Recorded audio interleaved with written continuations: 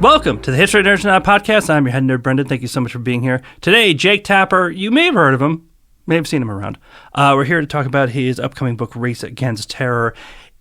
Yeah, Race Against Terror, not the other one. We're not talking about the other one, okay? Race Against Terror is about an Al-Qaeda terrorist and how he is brought back to the United States. It happened in the past few years. I heard nothing about it, so I went into this completely blind and blown away.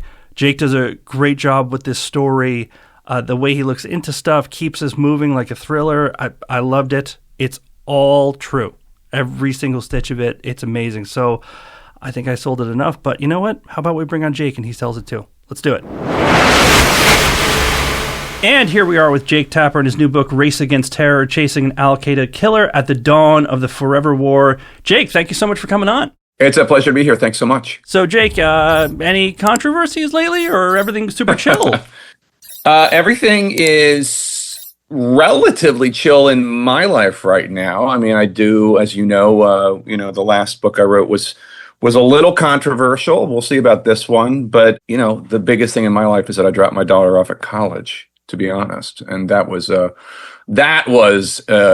roller coaster, emotional and real, not just based on noise, political noise or whatever, but like real heartstrings kind of stuff. How much did you cry? Tell me, how much did you cry? At college, zero, but home, I cried. I did cry alone in the kitchen because. So I know you have a 10-year-old. Are there others, or is that your only kid? Just a 10-year-old. She takes up a lot of it. So you'll see in 8 years. It was honestly, I'm not worried about her. She's great. She's thriving. She's living her best life. It wasn't weeping out of sorrow. I was crying because I miss her and I'm going to miss her. And I was also crying thinking about all the time that I wasn't there because I was working. And that's so it's a selfish cry, honestly, but a sincere one. That is the part of parenting, right? Because it's like she really wants to watch the iPad for a little bit. So it's like, go ahead and do that. And I'm like, but I should be doing more, right? I don't think. But if you're there, then I'm not criticizing what you do. My point is like when I was away, when I was getting up early to do Good Morning America hits, when she was a baby or whatever, that sort of thing. But, you can't get it back. You can't get it back. Well, I mean, let's talk about that. You have the Biden book. I heard about it. It may have came out, something like that. Yeah. But now we're going to be talking about your second major release. You're on CNN. We've already talked about You've Got a Family. Is there a special pill that people at CNN get that you don't have to sleep? Where are you finding the time for all of this? I do a lot of work in the morning, is the truth. And I think a lot of people don't. I think a lot of people spend their first few hours getting ready for the day and easing into the day, which I certainly understand and love myself. But there is a lot of time in the morning that people, before 9 o'clock, unless you're getting up at 8:45, there are hours there. And I do a lot of writing, and I write a lot on my laptop and Google Docs, and I always have a laptop with me, especially if I'm traveling. I find traveling an incredible time to do undisturbed writing and synthesis. And so, I mean, I just make use of time. I am kind of like a 33 record. Like a 33 record on 45. Like I get it. Yeah. So, I mean, and I'm wired a little crazy, obviously. But the thing is also, and Brendan, you'll identify with this, is like there are stories, historical stories that I want to know about, that I want to learn about. And even if I weren't writing about them, I would want to know about them. And I have found a way that I can find stories that have not been told, at least as much as I want them to be told, and research them in a way that brings me great pleasure and also allows me to share them with the world. The Race Against Terror being the most recent example, because this was a story told to me by somebody, the dad of a friend of my son, and I was like, wow, that happened? It sounds like a movie. That really happened? And I'm like, tell me about it. And has anybody written about this? And then I take him and his friend to lunch, and then they put me in touch with somebody else. And next thing you know, I'm researching this,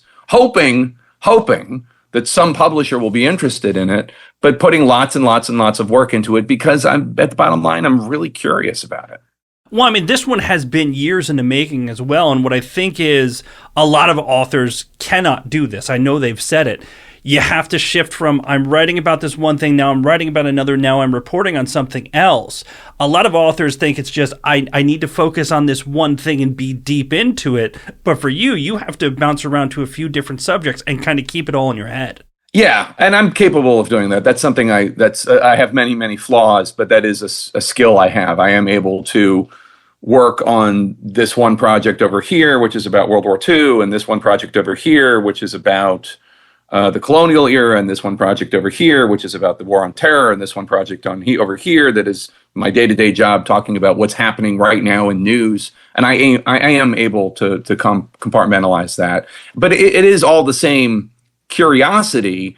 It's just different kinds of inquiry, like, in the TV stuff, the news stuff, that's what we're getting the best first draft of history right there. But like for a book like Race Against Terror, I'm really going and talking to every single person I can and getting as much information as I can.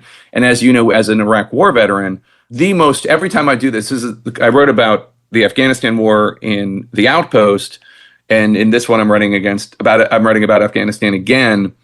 But again, it's about, like, battles are so difficult to write about. And every time I do it, I'm like, oh man, I forgot how tough this is. Because it's literally like 30 different perspectives on what's going on. And like, it's like figuring it out. And the Army keeps horrible records. No way. What?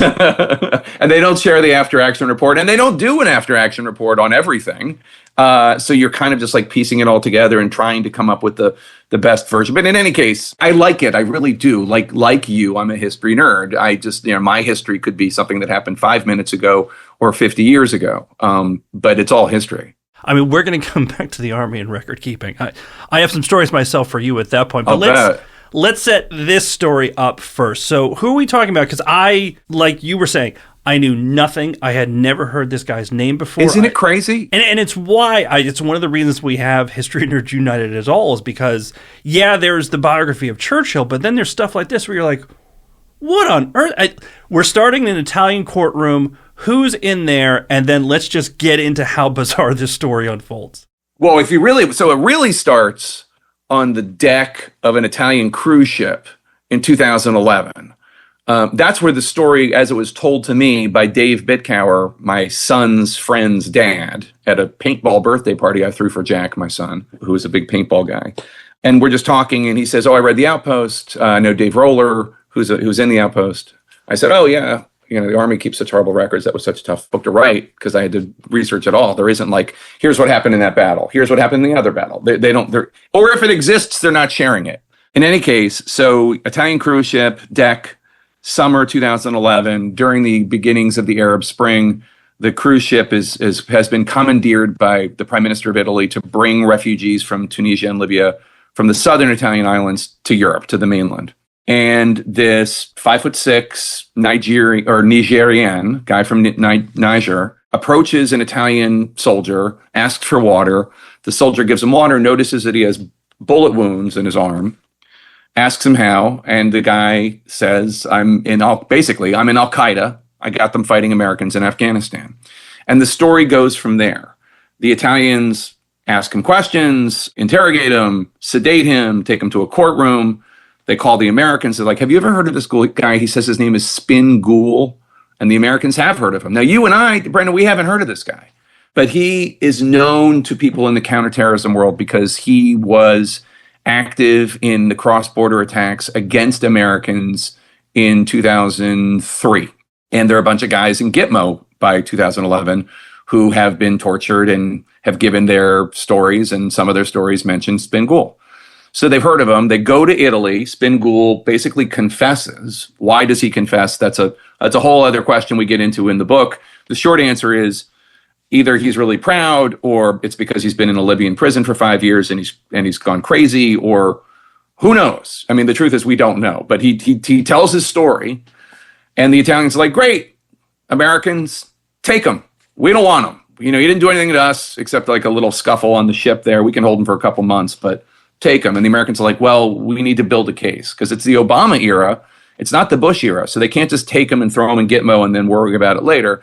They have to build a case. Obama wants to prosecute these guys, terrorists, in criminal court. And so this is the race against terror. They have a ticking clock to prove a case against this guy that has confessed, but doesn't even know the date of the attack, of his ambush against Americans in Afghanistan, doesn't even know the location of it, really.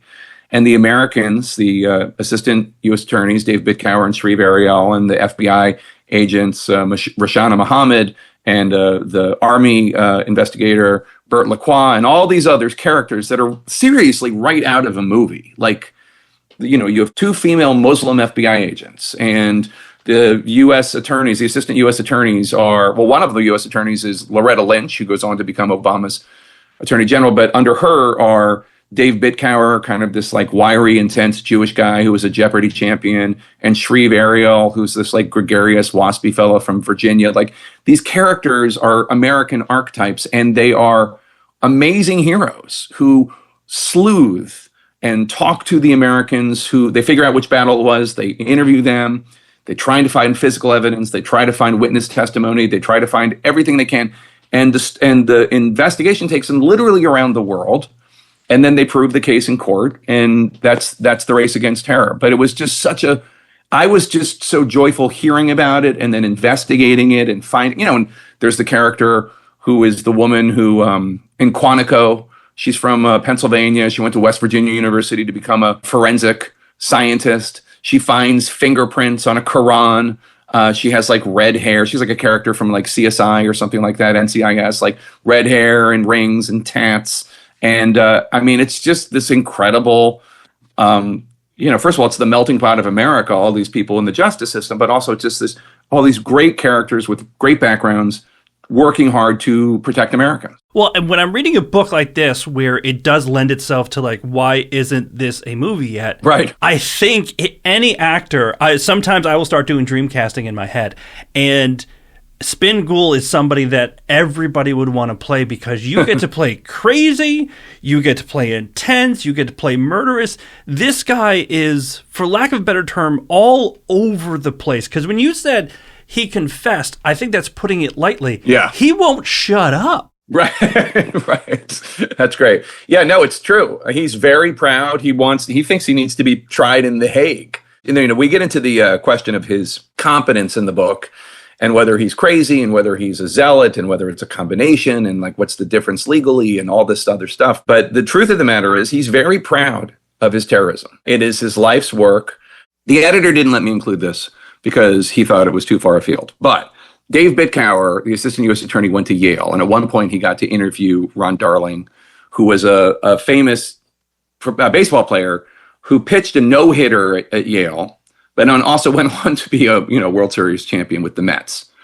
But when Dave interviewed Ron Darling for the Yale Daily News about the no-hitter, 15, 20 years before, he remembered everything about it. And that's what Spin Ghul reminded him of Ron Darling, because it was like, when you achieve something in Spin Ghul's world, terrorism is his World Series. You remember it all. And that's what he thought it was like. He thought it was like, Spin Ghul remembers it all. He's proud of it. He's proud of it like Ron Darling was of his no-hitter when he was in college. So that's one of the reasons why. But you're right, he wouldn't shut up. And then he starts acting crazy. And then another roadblock is like, are U.S. courts even going to convict him, or are they just going to send him away to some institution? Well, before you even get him into the States, you talk about this, and I have to say, especially you are on CNN, people are going to put certain political thoughts on you and say, Jake Tapper believes this, and that's what's going to be in his book.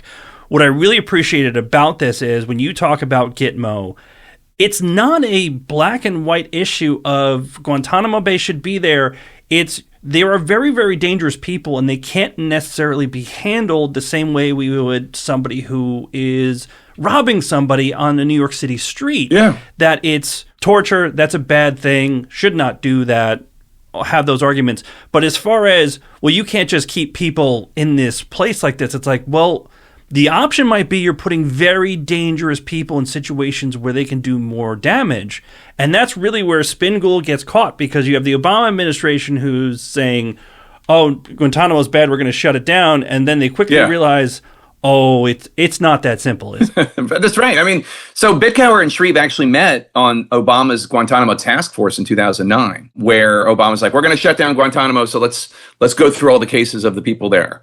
And the Guantanamo Task Force comes to the conclusion these guys can be released over here, and these guys can be prosecuted over here.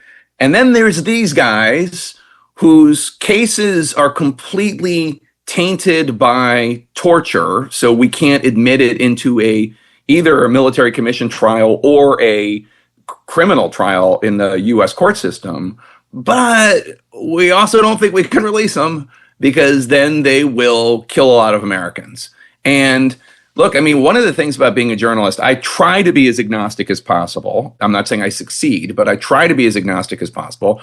My position on torture is basically we should just call it torture. I mean, just acknowledge what it is. But other than that, I don't say don't do it in this book. I'm just saying, like, we're going to call it what it is. But if you don't want to, but if you think we should torture people, then just own it. That said, I try to be as fair as possible to the debates here. And the debates are, if you're the president of the United States, your number one job is protecting Americans, number one. And it's not as easy as the enemy no longer wears a uniform and reaches, and challenges you to a duel on this battlefield over here. And, it's very complicated. And these debates are very difficult. And, there's Obama's position over here, Bush's position over here, Trump over here, Biden over here. We're kind of in a place of consensus right now, I think-ish, in terms of actions, not in terms of rhetoric. But none of these debates are simple. And Bitcower and Shreve, the two assistant U.S. attorneys who are two of the heroes of the book, they learned that on the Obama task force, on the Gitmo task force. And then later on, by the way, they, some of the guys that they had been debating whether or not they could be tried, et cetera, come up in the case of Spin Ghul. This guy Hadi and this guy Faraj, who were in Gitmo. In any case, I don't have an answer to it. I'm just here are the debates and here's what's at stake. And to your point, I reached out to a very thoughtful, smart guy, Matthew Waxman, who was a Bush-era Pentagon lawyer, just to have him just look at this and tell me if you think I'm being unfair because these debates are complicated. And he gave me a good, solid, critical review because this book it's not about politics in terms of it's not a polemic. I don't have a position. My position is this is an incredible story. The subtext of what's the best way to go after these guys is there. I mean, in a way, it's a story about the war on terror and the legal approaches, but that's secondary to the story itself. But I just wanted the story to be there for everybody, whatever your position is on these guys. Although, I mean, I think I do take the position that killing innocent people through terrorism is bad. Yeah, Al-Qaeda bad. We are all on the same page there. Yeah. Especially as, a veteran, that next question that comes up in this, I still don't have an answer that makes me warm and fuzzy, which is, how do you deal with somebody like him who became a terrorist, got himself to the battlefield, and then took part in a battle? Because we'll talk about exactly what happens with Spin Ghul, but it's a question of, all right, does he get thrown away somewhere? It was war. There are rules for war, but very malleable. And then, do you just bring him into a criminal court? I don't have a good answer. And I think that's a good thing because your book made me think about it. And I'm like, I don't know. What do you do with somebody who ends up on the battlefield, shouldn't be there, is technically a non-combatant, doesn't have a nation, and now you've got a hold of him. He has murdered American soldiers, but how do you handle that? I have to think you spent some nights coming up just sitting there saying, how do I even present this properly? Yeah, I mean, one of the things that was really interesting, so the two Americans, Airman Ray Lozano and Private Jared Dennis, who were killed in the Al-Qaeda ambush of April 2003 that Spin Ghul participated in, he was tried for their murders. This is the only case in the history of the United States that I know of, or that any expert I talk to knows of, where foreign terrorists were prosecuted in American court for killing American soldiers on a foreign battlefield, an overseas battlefield. But something that was, without question, the battlefield. They weren't even in the camp. They were out doing recon after rockets were fired. So is that a crime?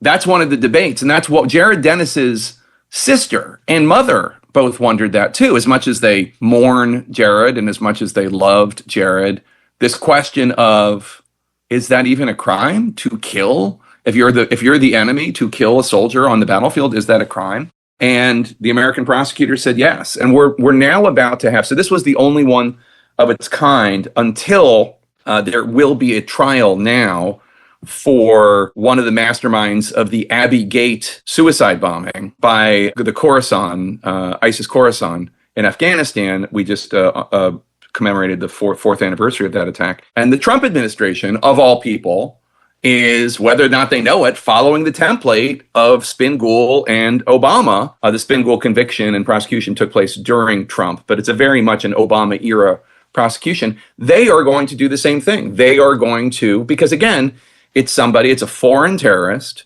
killing Americans on the field of battle outside the Hamid Karzai International Airport in 2021. So is it a crime? That's one of the things that we explore. One of the arguments for it is the criminal courts are a lot more efficient than the military commissions, period, full stop. Like the military commissions, they just don't have the body of work. They're making it up as they go along. They just haven't had the level of success that the criminal courts. But there is this perception that if you try a terrorist in a criminal court, that somehow you're soft on crime. And, we let the people who think that in the book, Lindsey Graham or Kelly Ayotte or whatever, have their piece. And there were a lot of Democrats that were worried about this too at the time, which made which also put up roadblocks for the prosecution. So especially even with this case, let's talk about military record keeping.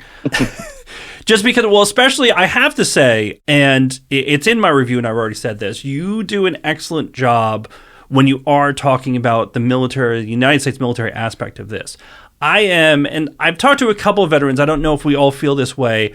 I hate being pandered to, and I hate it when an author takes all of the jargon and throws it into a pot.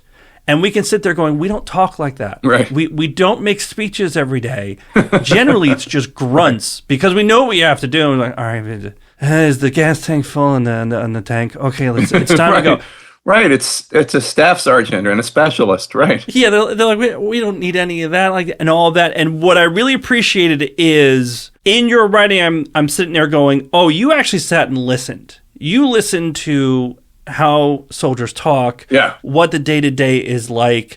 Is that a holdover from The Outpost? Was that something very special for particularly this book? Because it's not too much, it's not too little. The respect was there, but you didn't overdo it. How do you find that balance?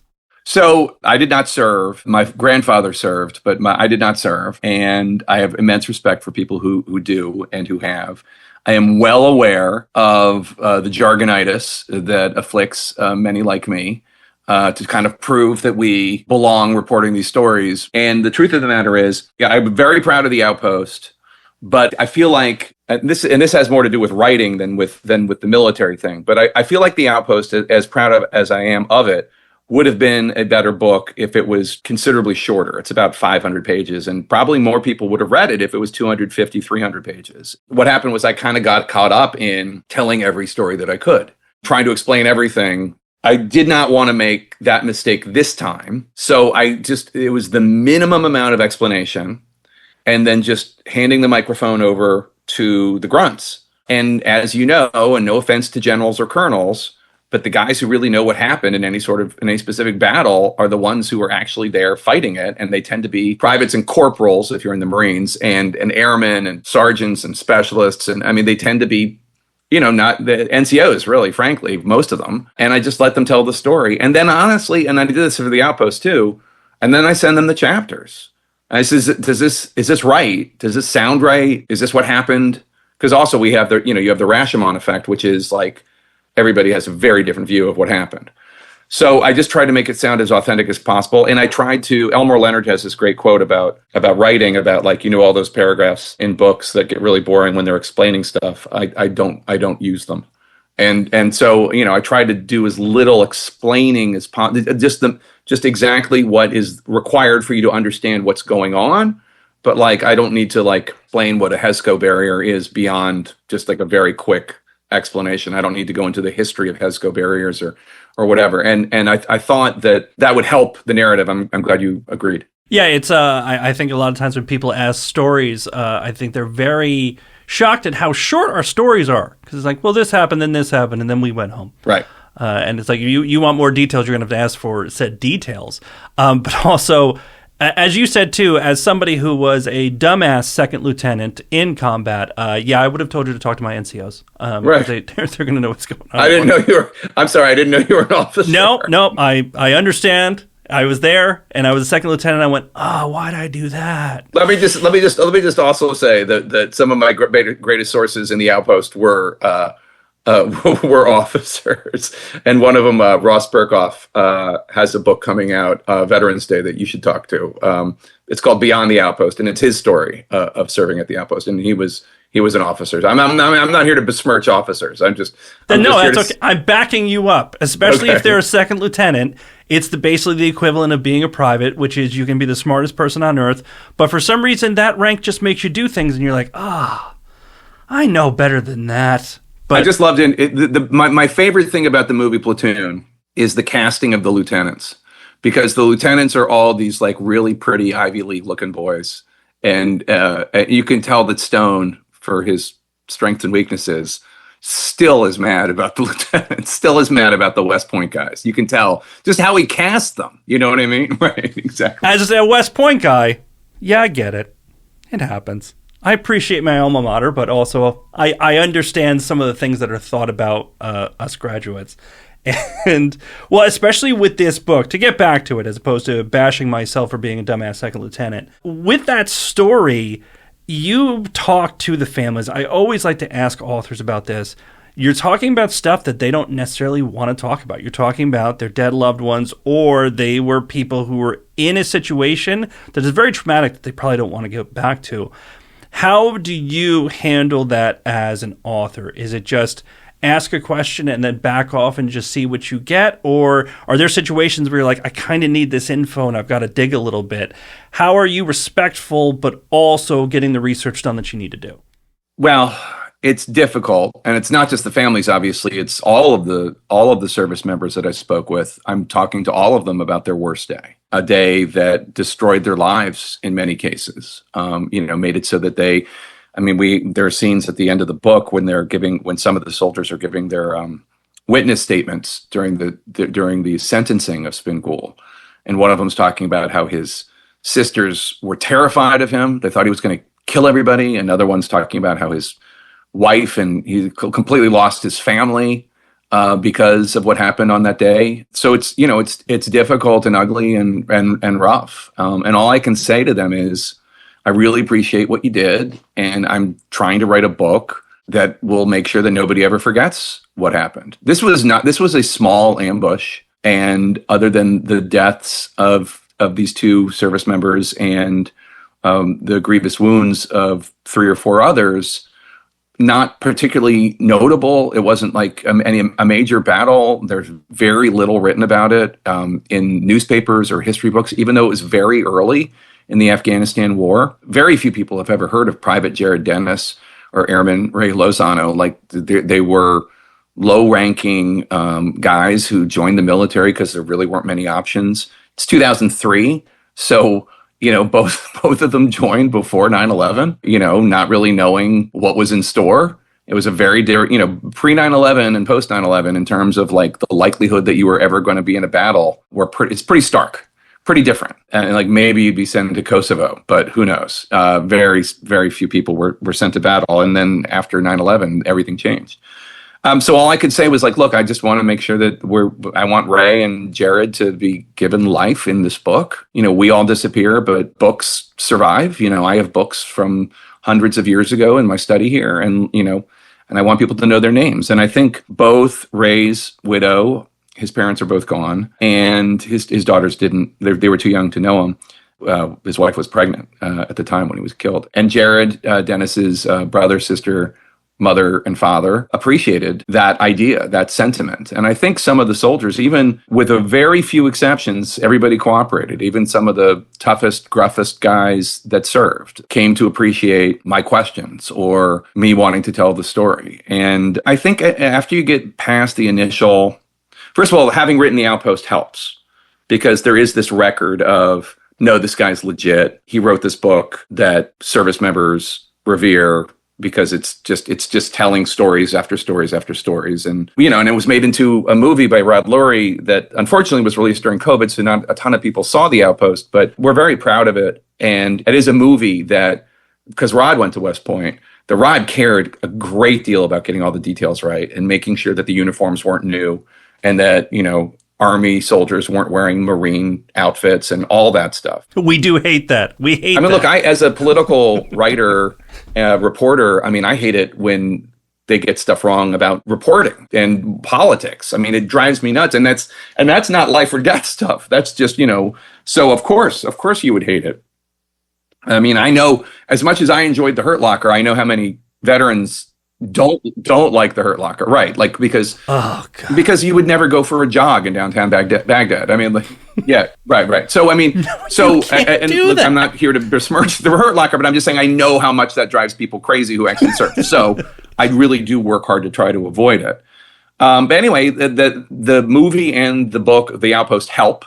I'm very active in veterans issues and raise money for this group called Homes for Our Troops every year. And so it did help. And there was a certain amount of trust, even if I am a media guy, even if I'm a CNN guy, whatever. People were like, no, he's cool. And they cooperated. And it made the book so much richer and so much better. And I'm glad it read as authentic to you, because it's so important to me that stuff be authentic and read as authentic, because honestly, like half the reason I'm writing this stuff about when it's about battles or stuff like that is to honor these two wars and the fact that they happened and thousands of Americans were killed and wounded, and then we don't even talk about PTSD or all the other effects. And we still other than politicians saluting and putting up their stupid tweets, there's still not enough recognition of what you all did. And I could never write enough books to honor as many people as deserve it. So I do try in my small way. That's all. You nailed it. And I would say, too, it also drives home,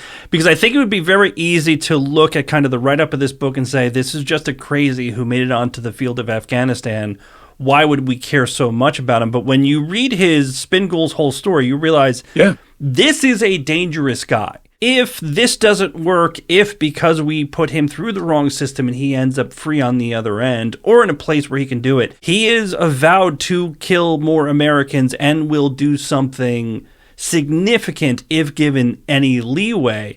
And I think it's easy to kind of miss that just from the write-up of the book. It's like, oh, he's just a crazy guy. But a crazy guy can do a lot of damage if not handled properly. Oh, he's a murderer. And he's a potential mass murderer. His goal is to replicate the 1998 embassy bombings in Tanzania and Kenya. That's what he wants to do. That's his goal. He goes and tries to blow up the U.S. embassy in Nigeria. And the reason why this story to me was so compelling is because the prosecutors were faced with this situation.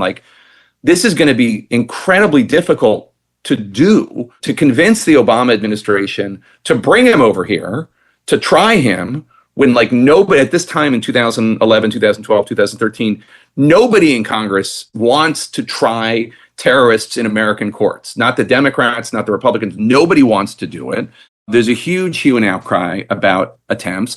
There is this big case, this guy Galani, who was tried for his role in terrorism and acquitted of 283 out of 284 counts in the middle of this. And everyone's like, holy crap, we just barely dodged a bullet because the jury was nice enough to give us one count. But because they had thrown out some evidence that came from torture, arguably or inarguably, there was just evidence that they weren't allowed to use. So it was a real risk. On the other hand, if they didn't try to do this, then the Italians were making it very clear they were going to send him to some refugee camp. And he would just walk out and he'll blow up a Starbucks in Rome. There was nothing but bad choices in front of them, nothing but difficult decisions. So they had to try to do something. And, spoiler alert, he's not roaming the streets. But the story itself is about how difficult it was. And I'm not even here saying that this is the way to do it. I don't know that you're going to be able to find a Quran with a fingerprint or whatever, all the stuff that they were able to find for every terrorist that they tried. But this was just, at the end of the day, it was just a really great story, having nothing to do with me, just having to do with like what happened. I mean, everything was so razor thin, like you just mentioned. There was very specific evidence that they didn't know that they were going to have, but they somehow tracked this down. And correct me if I'm wrong, one of the possible bombings didn't happen just because the terrorists couldn't find the building. They had moved buildings and the terrorists couldn't find it, so therefore the bombing didn't happen. But it's that razor thin margin of everything's fine to, oh my God, here's another one. We all got really lucky because I don't want to spoil it too much because I do want your listeners to read it. But he was determined to blow up the U.S. Embassy in Nigeria, and he didn't. They weren't able to find it for a legitimate reason. At the moment they did, they sent, Ghul sent a courier to Al-Qaeda in Pakistan to get money to buy explosives. And the courier never made it back. And then Ghul had to flee Nigeria. But had it not been for a turn of events, it would be another one of these horrific cases of like you get up in the morning and you see like in Africa overnight, 200 people were killed in an explosion, which frankly happens. It happens all the time, but it's still amazing it doesn't happen more. And one of the other things that I didn't intend to write about in this book, but it just ended up happening because of just reporting, is just there is this relentless stream of terrorist attacks around the world and have been for decades, even before 9/11. And it's gotten worse since 9/11, and it continues. I mean, like while I was writing this book, there was the attack in New Orleans on